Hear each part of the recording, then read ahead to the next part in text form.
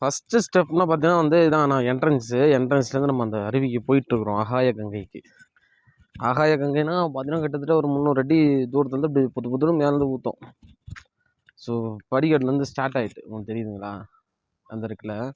இது வந்து ஸ்ட்ரைட்டாக போகாது, ஒரு மாதிரியா ஜிக்ஜாகாக அப்படி போகும், பயங்கரமாக இருக்கும் பார்க்குறதுக்கு.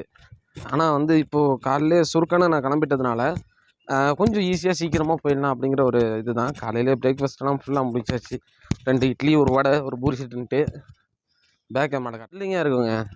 ஆமாம், சிலட்டதுன்னா பார்த்தீங்கன்னா இப்போ நம்ம வந்து ஆவேசமாக சக்குன்னு இறங்கிட்டோம் அப்படின்னா போக போக நம்மளால் கீழே சர்வே பண்ணவே முடியாது, அந்தளவுக்கு ரொம்ப பயங்கரமாக இருக்கும். ஆமாம், இதை பாருங்கள் நெக்ஸ்ட் உள்ள பாருங்கள். கீழே பார்த்தீங்கன்னா இடையில வந்து ஒரு வியூ பாயிண்ட் இருக்குது, செம்மையாக இருக்கும், அதையும் நான் காட்டுறேன் பாருங்கள். இடையில கொஞ்சம் இந்த மாதிரி இருக்கும். சென்டரில் கம்பி போகுதில்ல, இந்த கம்பி லாஸ்ட் வரையாக இருக்குமான்னு கேட்டிங்கன்னா இருக்காது. ஒரு மரத்தில் பார்த்தீங்கன்னா காயின் அடித்து வைப்பாங்க, அந்த பிளேஸ் வரையும் இந்த சென்டரில் உள்ள கம்பி போகும்.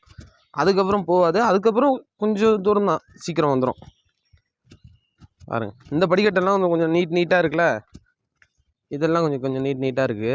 பட் அந்தான போனீங்க அப்படின்னா இன்னும் மோசமாக இருக்கும், அதையும் நான் காட்டுறேன். இங்கேருந்து வந்தோம் நம்ம, இங்கேருந்து வந்து ஸ்டார்ட் ஆகிட்டு மரங்கள்லாம் பார்த்தீங்களா எப்படி இருக்குன்ட்டு, வனவிலங்குகள்லாம் கத்துது. பாதி தூரம் தான் வந்திருப்பேன், படிக்கட்டை பாருங்கள், கீழே நடந்து போயிட்டுருக்குறாங்க, தெரியுதா உங்களுக்கு? பேக் கேமராவில் காட்டுறேன் பாருங்கள். ஸோ இதுக்கே கால் கடங்க ஆரம்பிச்சிடுச்சு பாருங்கள்.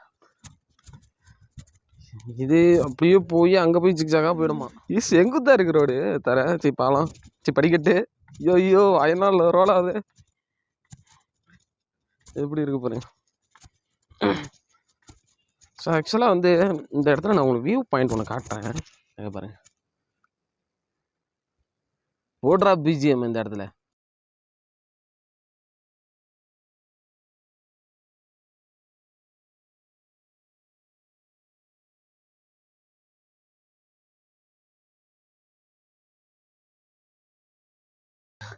கடந்து வந்த பாதை, அந்த போதா டேனிங்கு, அந்த டேனிங்னால செங்குத்து தான் நேராக வியூ பாயிண்ட்டு. அண்ட் நம்ம வந்து அந்த படிக்கட்டில் தான் இறங்கி போகிறோம் பாருங்க, நான் காட்டுறேன், தெரியுதா? அந்த போயிட்டுருக்குறாங்க, அப்படியே இறங்கி வளைஞ்சி அது போணுங்க அந்த மலையோட அடிவாரத்துக்கு.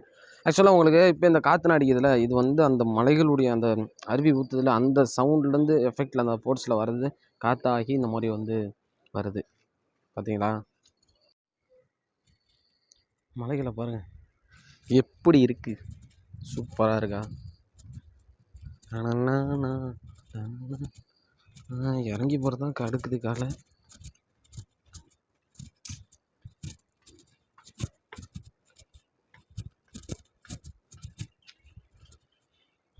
சவுண்டு கேட்குதா உங்களுக்கு? எனக்கு கேட்க ஆரம்பிச்சிடுச்சு. நான் தான் ஆக்சுவலாக ஆப்போசிட் லைனில் போகிறேங்க, ஏறுற லைனில் நான் இறங்குறேன், தெரியுதுங்களா? அப்படியே போயிட்டுருக்கு போகிறேன் படிக்கிட்டு.